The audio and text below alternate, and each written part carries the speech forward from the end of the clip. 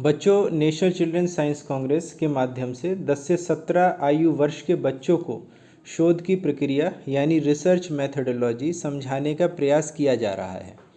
इस प्रोग्राम में बच्चे स्थानीय समस्या यानी लोकल एरिया प्रॉब्लम पर कार्य करते हैं। बच्चों, नेशनल चिल्ड्रन साइंस कांग्रेस की परियोजनाओं पर कार्य करने से पहले आप सभी इस वर्ष की गाइड बुक को ज़रूर पढ़ लें, जिससे आपको वर्ष 2022 का फोकल थीम मुख्य विषय पता चल जाए और इस मुख्य विषय के अंतर्गत कौन कौन से उप विषय रखे गए हैं उनसे आप अवगत हो जाएं। इनकी व्याख्या गाइड बुक में दी गई है।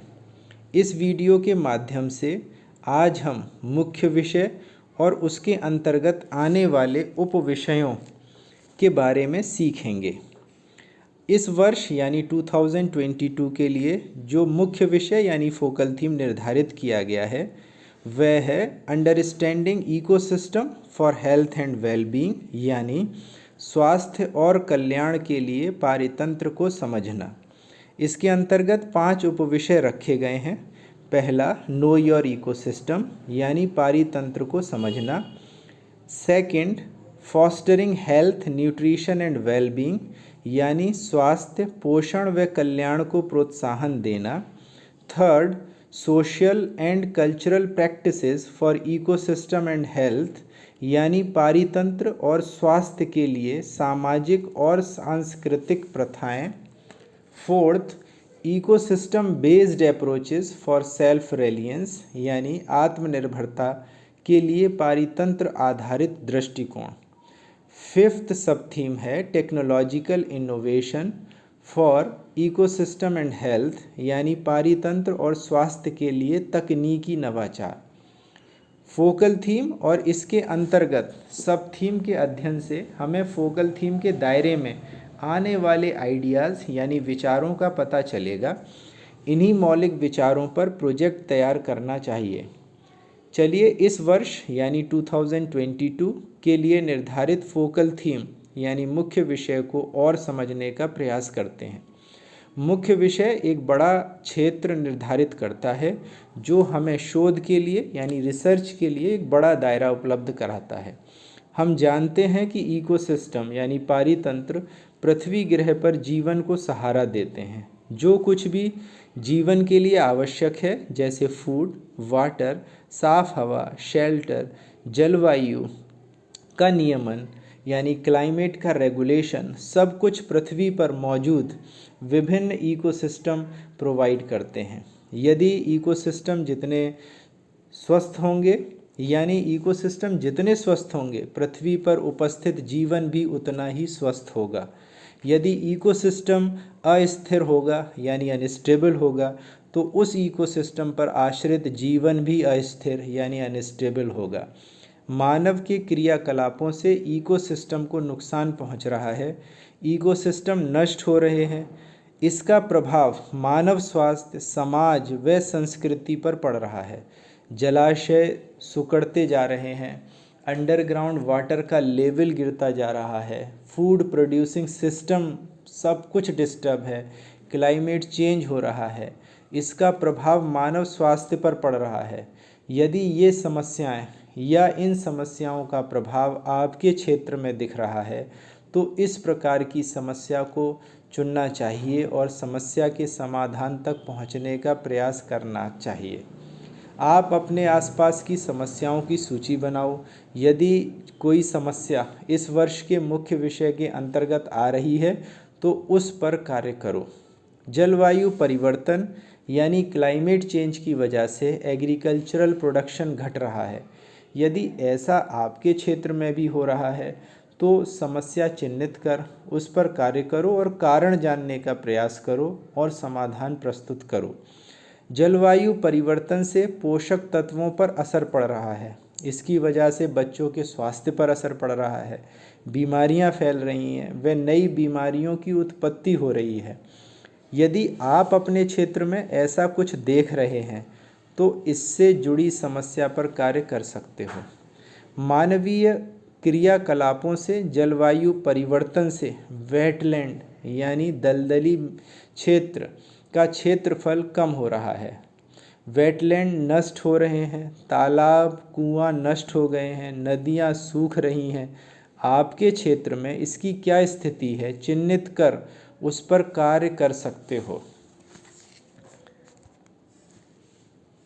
ये जो स्लाइड है जिसे आप देख रहे हैं, इकोसिस्टम सर्विसेज एंड हेल्थ, यानी इकोसिस्टम से हमें मिलने वाले उत्पाद या फिर जो क्रियाएं इकोसिस्टम हमारे लिए करता है और उसका हमारे स्वास्थ्य पर क्या प्रभाव पड़ता है, ये स्पष्ट रूप से देखा जा सकता है।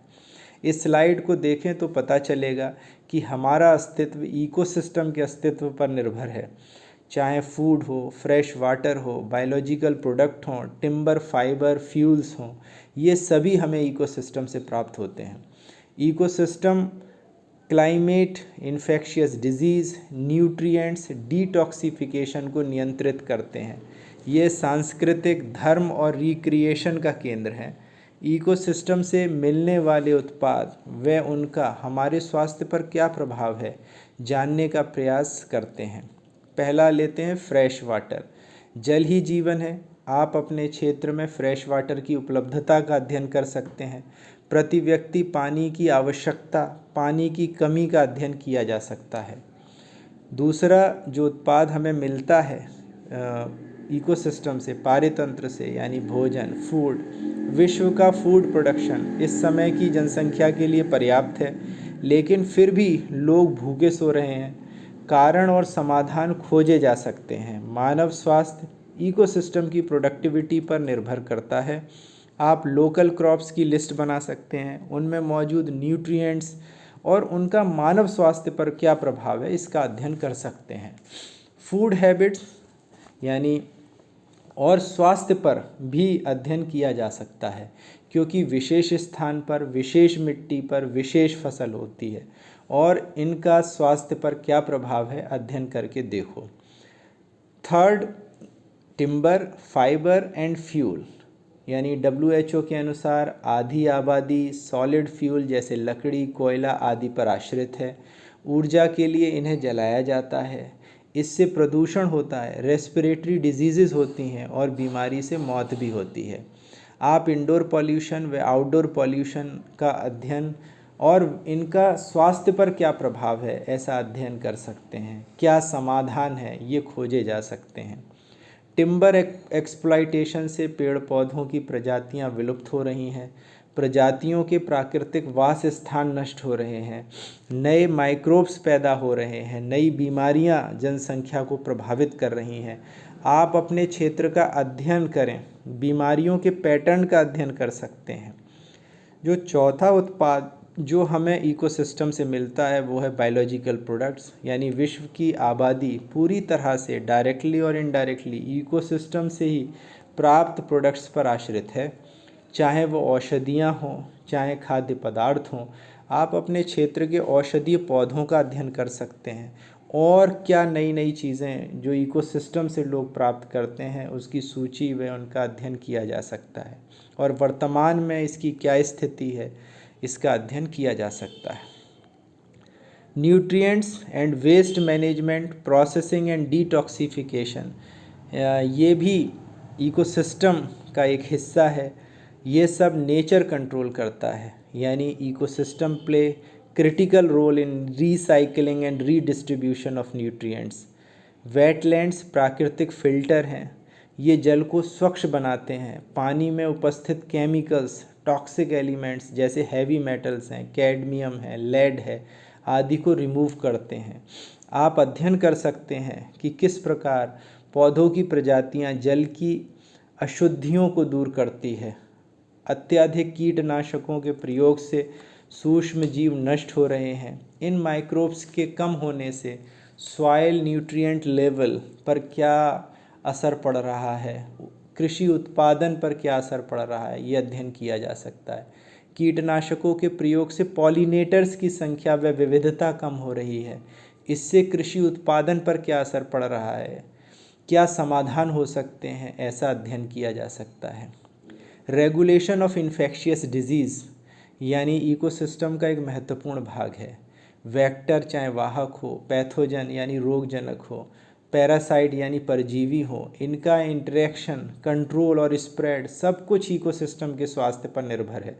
चेंज इन एनवायरमेंटल कंडीशन यानी पर्यावरण की जो आसपास की जो परिस्थितियाँ हैं अगर उनमें बदलाव आता है, it influences infectious agent availability and activity यानी जो रोगजनक रोगाणु हैं उनकी उपलब्धता और उनकी क्रिया को प्रभावित करते हैं। बदलते हुए पर्यावरण में आपके क्षेत्र में यदि ऐसा कुछ हो रहा है तो आप इसका अध्ययन कर सकते हैं। एक और इम्पॉर्टेंट सर्विस जो इकोसिस्टम सर्विस है, that is cultural, spiritual and recreational services. हम भ्रमण के लिए, छुट्टियां मनाने के लिए ऐसे स्थानों पर जाना पसंद करते हैं जहां का इकोसिस्टम स्वस्थ है। स्वस्थ इकोसिस्टम उस स्थान को tourism, recreation, aesthetic appreciation, inspiration और शिक्षा का स्थान बना देता है। स्वास्थ्य लाभ के लिए भी लोग स्वस्थ एवं स्वच्छ पर्यावरण की खोज करते हैं। स्वस्थ इकोसिस्टम स्वस्थ समाज, संस्कृति और कल्याण की स्थापना करता है। यदि आपके क्षेत्र में ऐसा कुछ है तो अध्ययन करें। क्लाइमेट रेगुलेशन यानी forest are the regulators of the climate. जंगलों को ये माना जाता है कि वो वहाँ की जलवायु का नियमन करते हैं। डिफॉरेस्टेशन की वजह से क्लाइमेट चेंज एक बड़ा कारण है। मानव अपनी आवश्यकताओं, विकास के लिए जंगलों को उजाड़ता जा रहा है। Heat waves, availability of food, water energy supply और अन्य समस्याएं उत्पन्न हो रही हैं। अपने क्षेत्र में पर्यावरण में होने वाले सूक्ष्म परिवर्तनों व उनके प्रभावों का अध्ययन किया जा सकता है।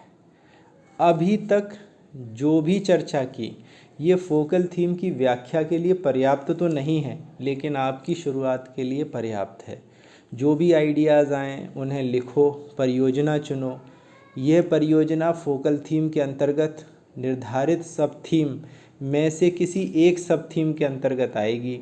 यानी आप जो भी परियोजना चुनेंगे, जिस विषय पर कार्य करेंगे, वो किसी एक सब थीम के अंतर्गत आएगी। सब थीम का चयन ठीक होना चाहिए। इवैल्यूएशन के समय इसके अंक निर्धारित हैं। अगला जो वीडियो है हमारा, यानी इस वीडियो के बाद एक और वीडियो जो अभी आपके सामने आएगा, उसमें हम सब थीम्स यानी सब थीम्स जो 5 निर्धारित हैं फोकल थीम के अंतर्गत, उन 5 सब थीम्स की व्याख्या उस वीडियो में रखेंगे और उस सब थीम के अंतर्गत क्या क्या चीज़ों को रखा जा सकता है, किन परियोजनाओं को रखा जा सकता है, संभावित परियोजनाएं क्या हो सकती हैं, वो हम नेक्स्ट वीडियो में आपके साथ चर्चा करेंगे। इस वीडियो से संबंधित नोटिफिकेशन प्राप्त करने के लिए आप इस चैनल को सब्सक्राइब कर लीजिए, ताकि एक सीक्वेंस में आने वाली जितनी भी वीडियोज़ हैं वो आपको मिलती रहें। Thank you very much.